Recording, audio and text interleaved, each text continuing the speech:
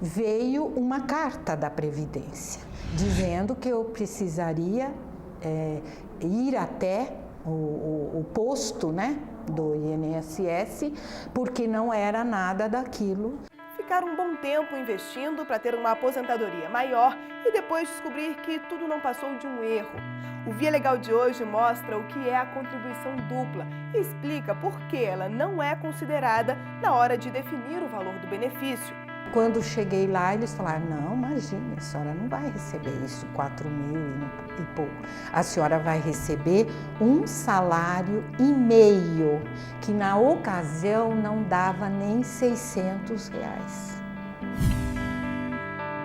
Para começar, tem uma disputa bem curiosa. Os Correios querem impedir que companhias de água e luz entreguem a conta diretamente ao cliente. Tudo isso a partir de agora no Via Legal.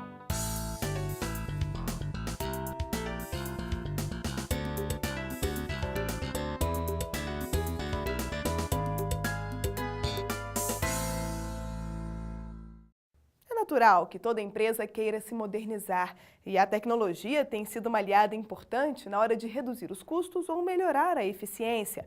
Exatamente por isso, é difícil entender por que a tentativa de deixar um serviço mais ágil pode ser questionada na Justiça.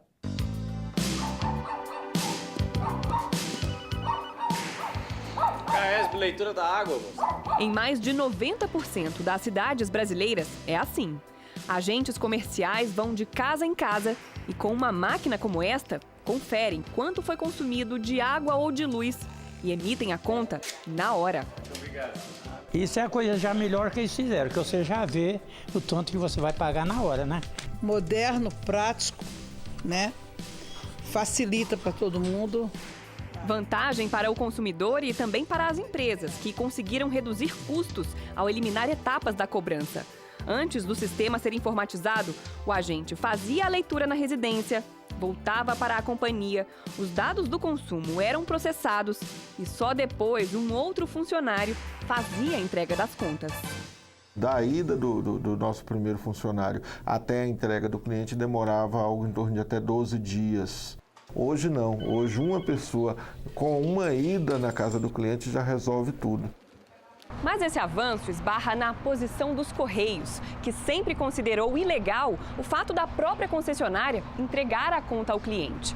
A alegação é que a lei considera qualquer fatura impressa uma correspondência e, por essa lógica, ela só poderia chegar à casa do consumidor pelas mãos de um carteiro. É com base nessa norma que quase todas as companhias de água e luz do país estão sendo processadas pelos Correios. Em setembro, foi a vez da Companhia Energética de Minas Gerais se defender na Justiça.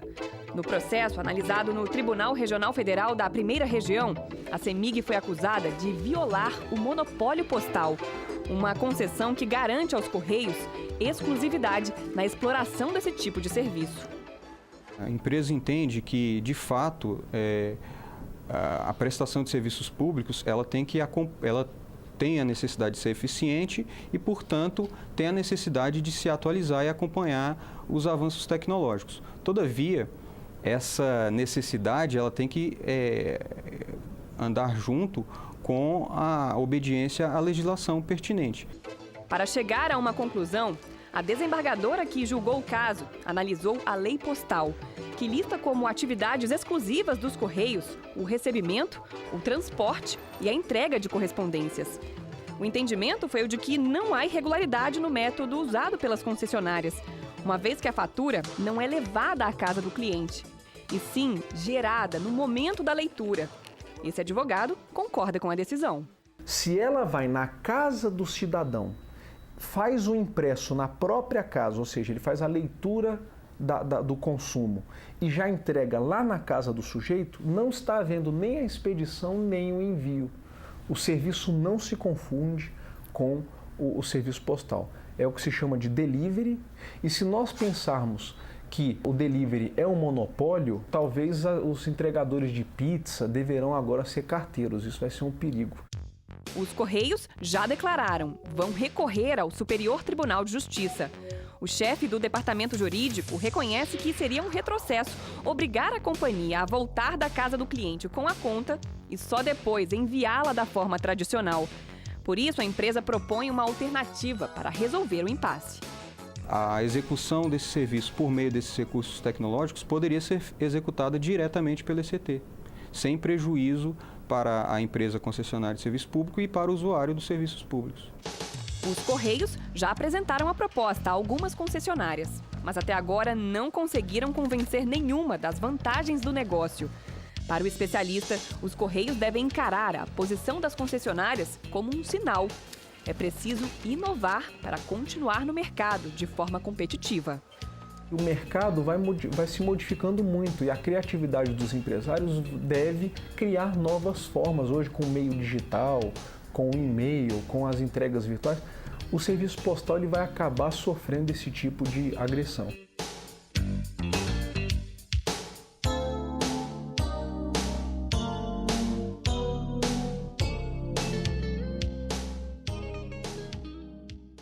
Tirar do papel uma usina hidrelétrica leva tempo, custa muito dinheiro e quase sempre a empreitada inclui disputas na justiça.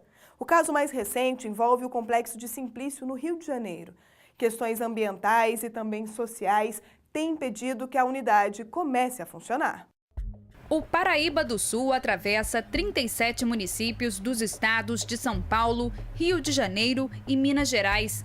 Com quase 1.200 quilômetros de extensão, o rio abastece dezenas de cidades.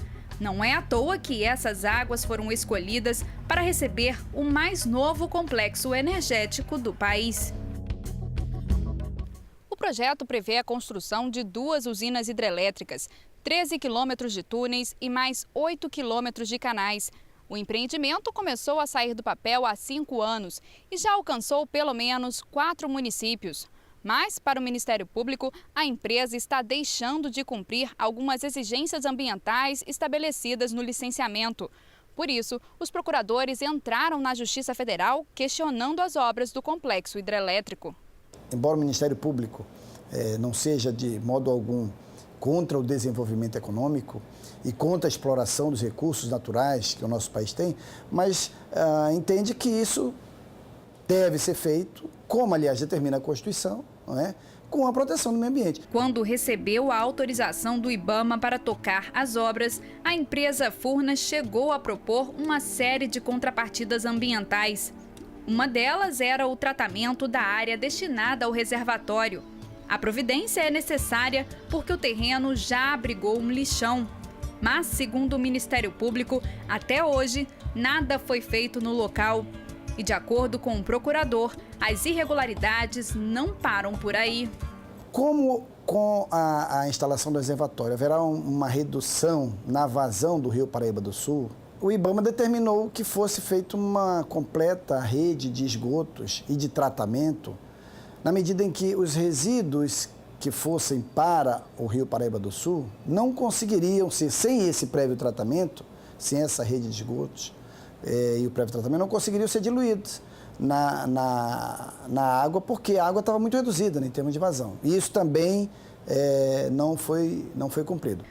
Para quem estuda os impactos da obra, se nenhuma providência for tomada, a paisagem da região pode ser definitivamente alterada. E o pior, a população do entorno também corre riscos.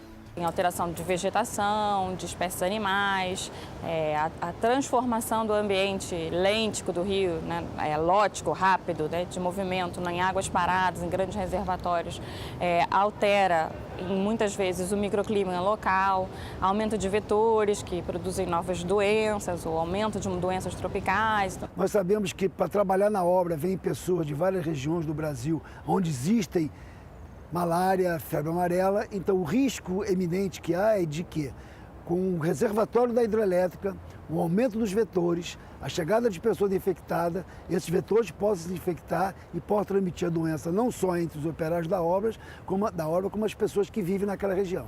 As dimensões do empreendimento não deixam dúvidas de que as hidrelétricas vão mudar e muito a vida de quem mora por perto.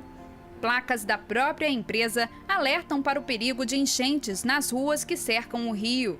Algumas famílias já foram removidas.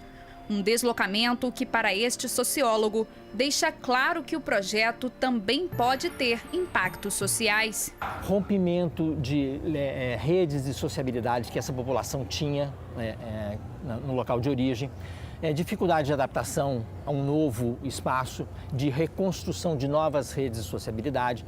Em nota, Furnas alegou que está sim cumprindo as condicionantes ambientais. Mas, para a Justiça, os estudos sobre os impactos no Rio Paraíba do Sul e região são mais consistentes que os laudos apresentados pela empresa. Por isso, uma decisão provisória proibiu Furnas de encher o reservatório e determinou ainda que a empresa estabeleça um novo cronograma para a implantação do empreendimento. Ainda de acordo com a decisão, o IBAMA precisa apresentar um estudo técnico que justifique a licença que permitiu o início das operações. A expectativa agora é que esse novo processo de licenciamento realmente consiga minimizar os danos ambientais e sociais gerados pelo complexo hidrelétrico. Toda forma de produção de energia ela vai impactar o meio ambiente e a sociedade, né? A sociedade diretamente atingida. O que a gente tem que verificar é quais são as formas de realizar isso, enfim, com uma regulação, com um controle social maior, que a sociedade possa fazer as escolhas sobre quais as suas fontes energéticas e que isso seja executado de maneira correta, de acordo com uma legislação também socialmente construída que a gente ainda não tem.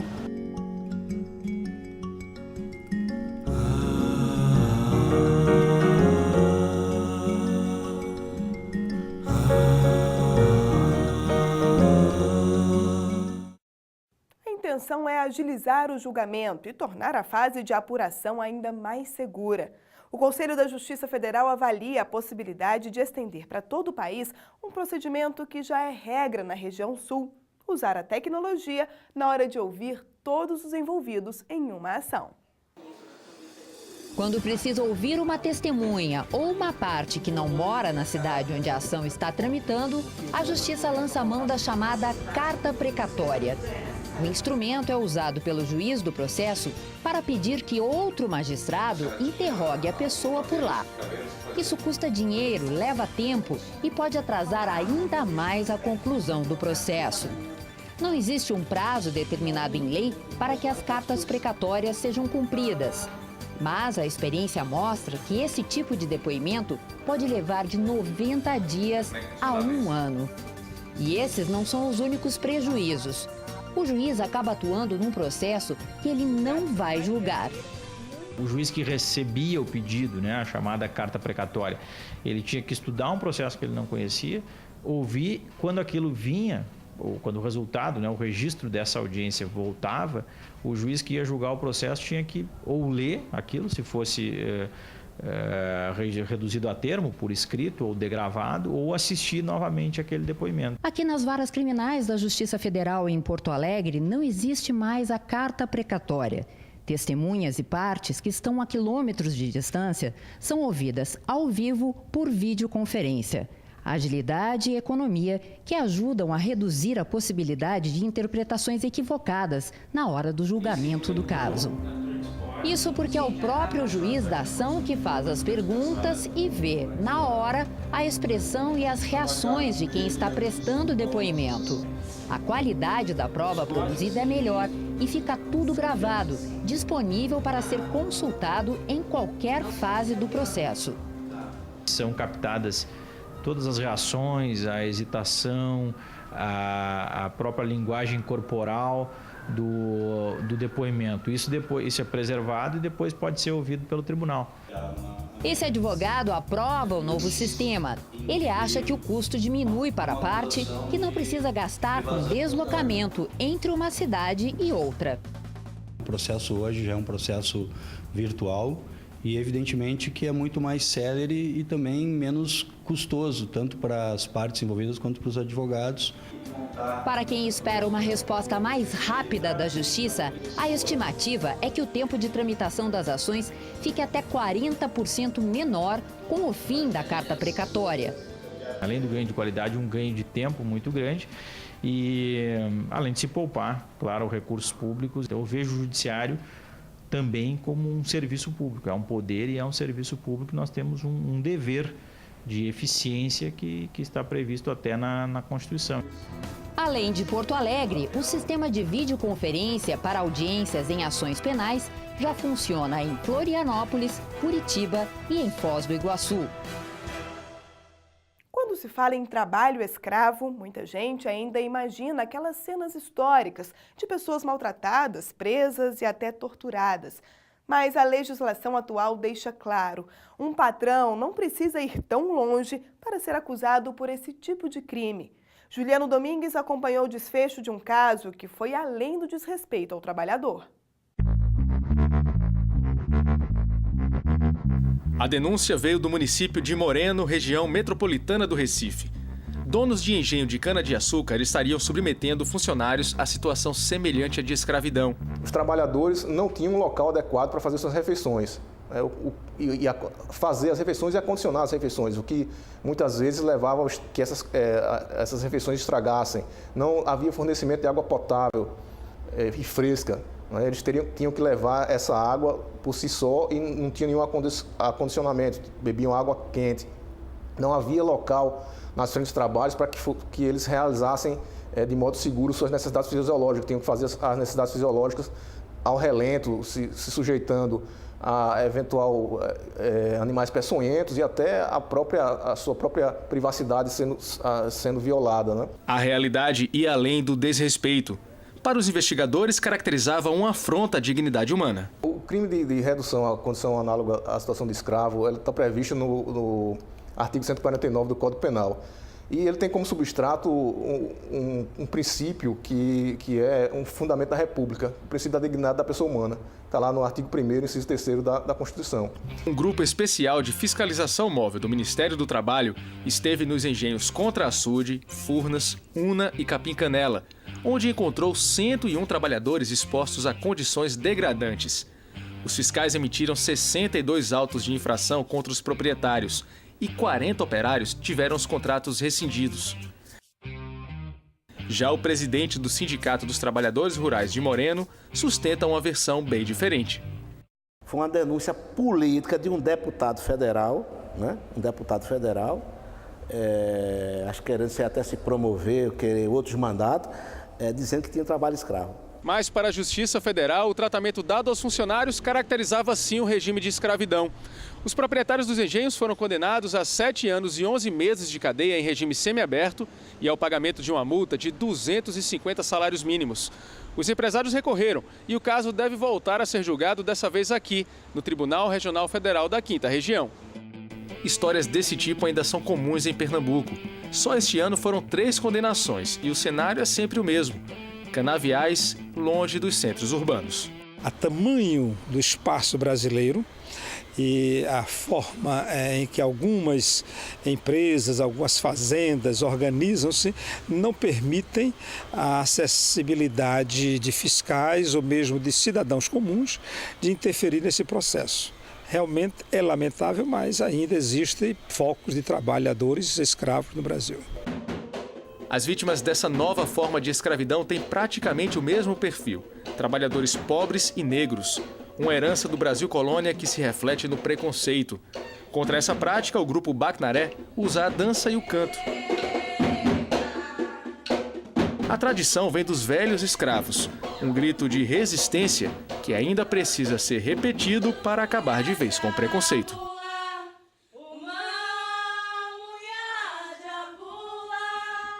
Nós conquistamos muito espaço, mas mesmo com essa conquista de espaço e mesmo com esse esforço maior, ainda não conquistamos o suficiente para que não houvesse tanto preconceito e tanto racismo ainda hoje.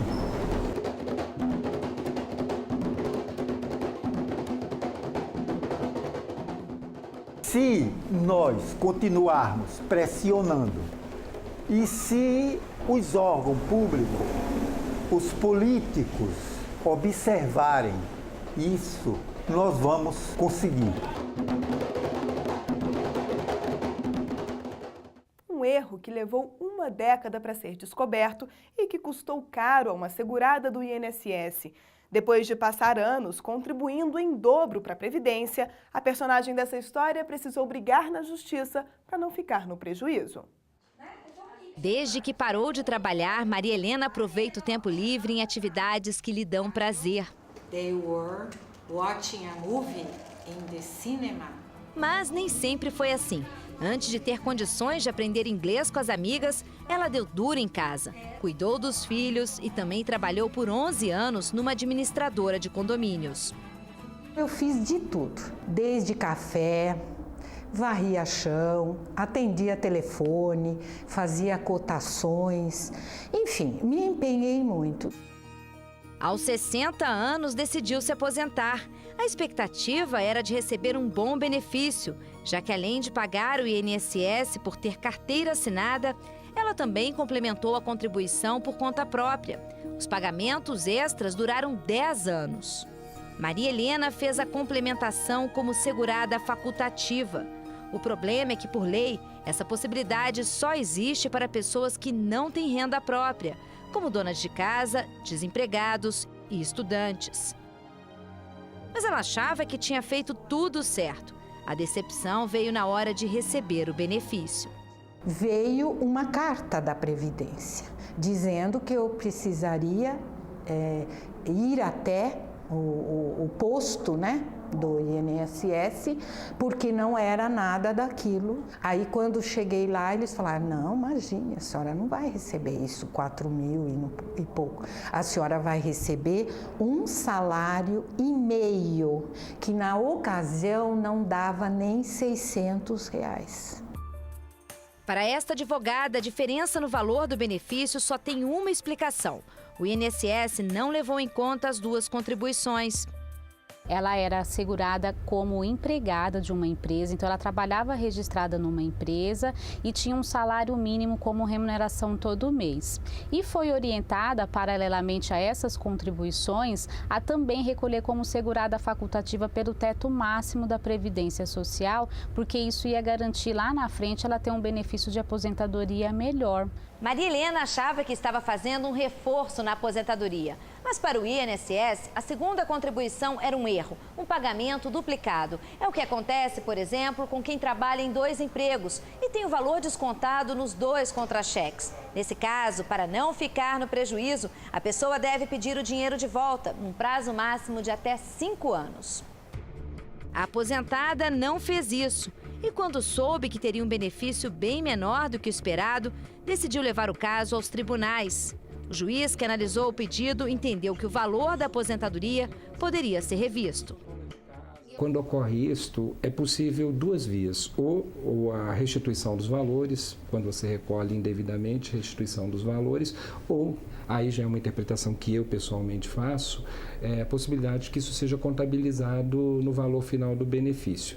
É claro que o normal não seria o INSS incorrer nesse erro, né? Até porque tem instrução normativa que vedaria esse tipo de situação, mas isso pode acontecer. Eu acredito que houve justiça. Porque, veja bem, eu contribuí na melhor das intenções, né? Tudo que eu paguei, né? E eles pegaram aquele dinheiro. Ninguém me mandou uma carta para dizer, olha, a senhora está contribuindo a mais. Feliz e aliviada com a decisão, a aposentada já está cheia de planos para aproveitar a nova fase da vida. Eu pretendo cuidar um pouquinho mais de mim, sabe? Porque a vida toda eu cuidei da família, né? Então eu quero comprar uma roupinha melhor, arrumar alguma coisinha na minha casa, sabe? Ser feliz. É, ser feliz.